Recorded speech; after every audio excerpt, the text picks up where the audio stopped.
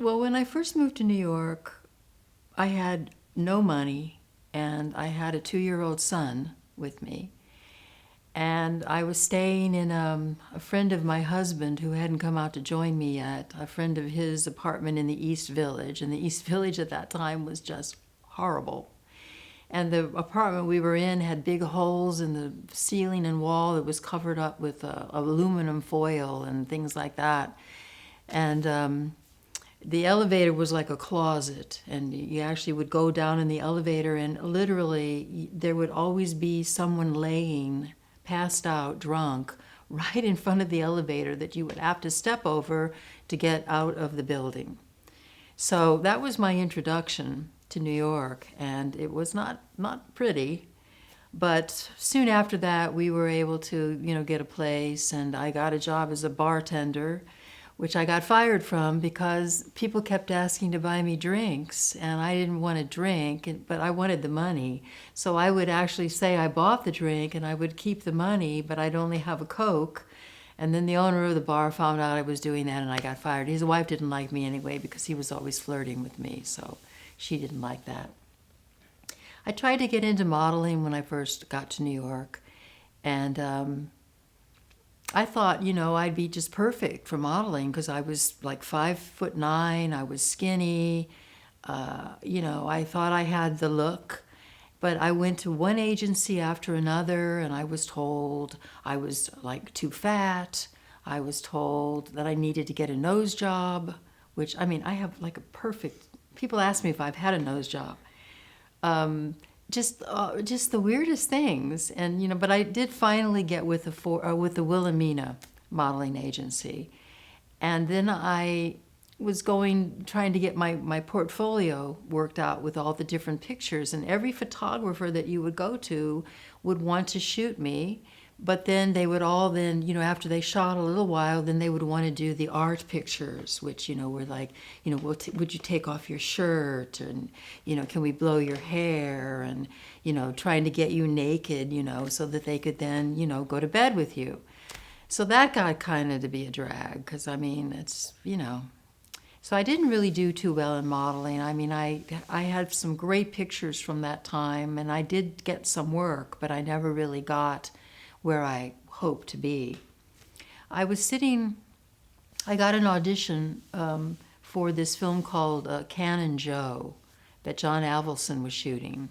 And I was sitting in the waiting room waiting to go in to audition. And Lloyd Kaufman walked in. And he saw me sitting there waiting, and he was John's assistant. But Lloyd ran over to me, and he was like, oh, listen, we're doing this movie called The Battle of Love's Return, and we just lost our dream girl, and you'd be perfect. We're not paying anything, but we'd love to have you do it. So, I thought, okay, because I'd never done a film, and it sounded like a lot of fun. And, of course, Lloyd is quite an interesting character, as everyone now knows he is. But at that time, he was pretty dedicated and pretty, focused. Well, he's still focused and all that, but he was more serious, I think, at that point in his career. And so he wrote, directed, acted, edited, produced. He did everything for this movie. I got I Drink Your Blood. I went to an audition from Backstage. It was a paper that came out every Thursday, and they always listed what they were, casting. And so I went to this audition after I got off work that day. I was working as a waitress somewhere, hadn't been fired yet, but definitely had a string of those in New York. And I went to this audition and met David Durston, who was just the most charming, but just such a luxurious man.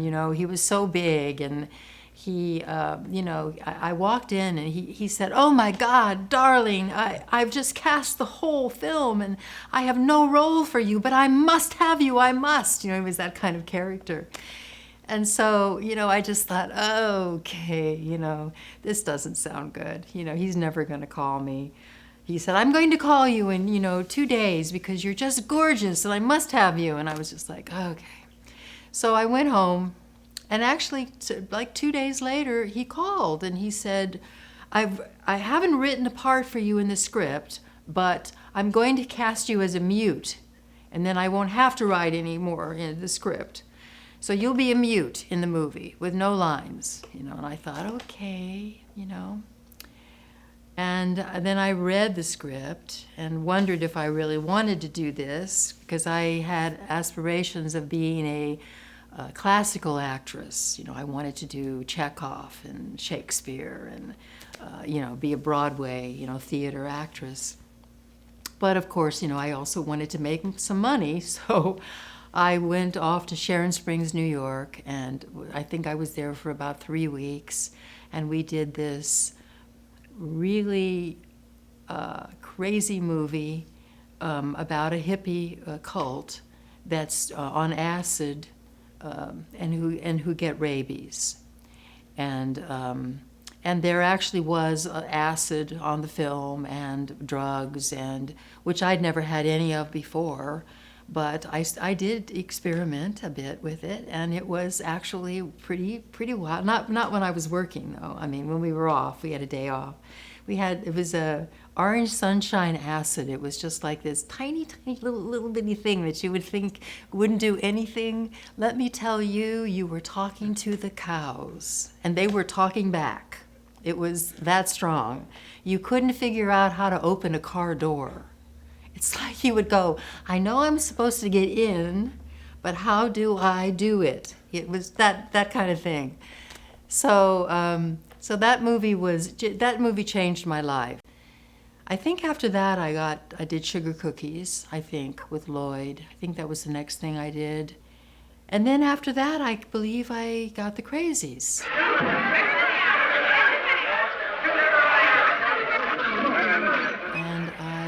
Again, found an ad in the paper and backstage, went to the audition, met Lane Carroll, who was the casting director for the Crazies, who also starred in the Crazies, who was also Lee Hessel's girlfriend who produced the Crazies.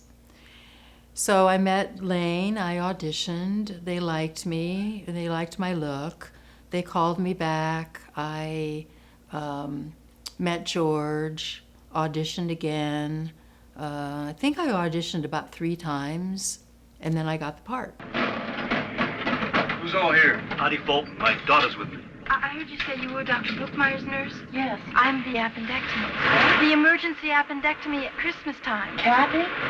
I went to Evans City, and when I went there, I got to see There's Always Vanilla and Jack's Wife, and that was my introduction to George's work. We're in the middle of something, the boys ain't playing. I mean, the director always has the final word. Now, as an actress, if you've done a lot of work, you can sometimes convince the director that what you want to do might be better than what he wants to do, because he or she is dealing with a lot of different characters where you're just doing this one person. So you might know more about it than they do. But ultimately, they always have the final say, and you always do what they want you to do. When I worked with George, he was wonderful in letting me do pretty much what I felt was right for the role. I had the right quality, the right look, the right level of insanity. Tried to build it. The only difference of opinion that we ever had was in the death scene. My name is Kathy. Oh, that could have hurt you. Hey, man, that's... I was so excited because it was my first death scene. Well, I actually got killed in Sugar Cookies, but I just got my brains blown out with a gun in my mouth, so that doesn't really count. But it was my first big death scene, with the soldiers, and I thought, oh, this is going to be great, and they're going to, they're going to shoot me, and I won't die yet, I'll just, I'll scream, and I'll, writhe, and I'll crawl, and I'll grab onto one of their legs, and they'll pull me across the field, I had all these big dramatic ideas that I wanted to do. And he just wanted me to say, oh. And I was just like, oh no, that's, I was just like, that can't be. I don't want to do, I tried to talk him out of it, and he was just, no, he just wanted me to just spin and look right in the camera and just say, or like right above, and just say the word, oh, and I just thought, But of course I did, and of course he was right, that scene, I can't tell you how many people, how many fans have told me that moment is their favorite moment. And it's just that you couldn't, after the rape scene with my father, you couldn't do something bigger. There's just nowhere you can go after you've been raped by your father. So you had to go in this innocent, delicate, childlike way that he wanted me to do it. And of course, it's extremely effective. When I'm on a set, I try to maintain the character somewhat. Because I have a strong technique, I can do that. I can go in and out. If it's a really highly emotional scene, I really try to maintain that place and try to be in that place, because that's a very dark and black and hard place to get to. And once you get to it, you don't really want to flip out of it and flip back in again. I find that difficult. So if I'm doing a role like that, I try to stay in it.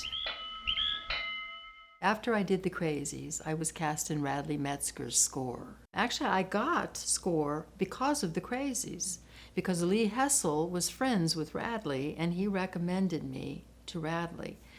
So I went in and I spoke with Radley about it and everything, and I'd read it, and it was very funny, but, I was a little bit concerned about, all the sex. I wanted to make sure it wasn't going to be, anything explicit or hardcore. And so Radley assured me that it was only going to be an R-rated, everything would be, make pretend sex. So I agreed to do it. And I also agreed to do it because I had a goal to go to Europe before I was 25. And so I got to go to Yugoslavia to shoot this film, and which was an incredible, experience. My room opened up onto the Adriatic Sea every day, and it was just fabulous, It would have been a perfect experience if the other leading lady did not hate me. But she hated me because she thought I was getting all the close-ups and that Bradley liked me better. And she was also from the off-Broadway show, and she had been the toast of the town because the girl that played my role was pretty homely.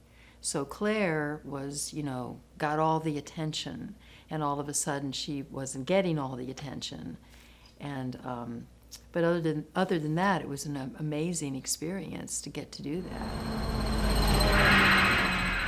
I got the opportunity in Evans City to be part of the museum there, the Living Dead Museum. They got a door from the original house where the woman with the knitting needle stabs a soldier.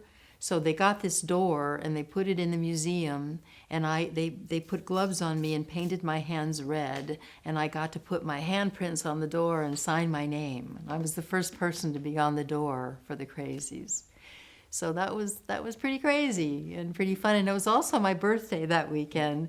So everybody, for all 3 days I was there, wished me a happy birthday. I've never had so many people wish me a happy birthday and gotten so many hugs, and they got me a big cake, and so it was just a great experience, to get to go there and be around so many fans of Romero. I didn't really know who he was. I had not seen Night of the Living Dead, which I think is brilliant, but I had not seen it at that time, so it was just kind of like another job, and I had no idea what it would become or anything, but it was magical working with him. He was really an amazing director to work with, very sensitive and supportive, and it was magic. It was like everyone was there, to make this film and to make it be something that people would remember. And I like the remake of The Crazies. I think it's very entertaining, but I don't think in 40 some years, I don't think anyone will remember that, but I think they will still be watching Romero's film. So I'm really, really proud to be in that. Heaven help us.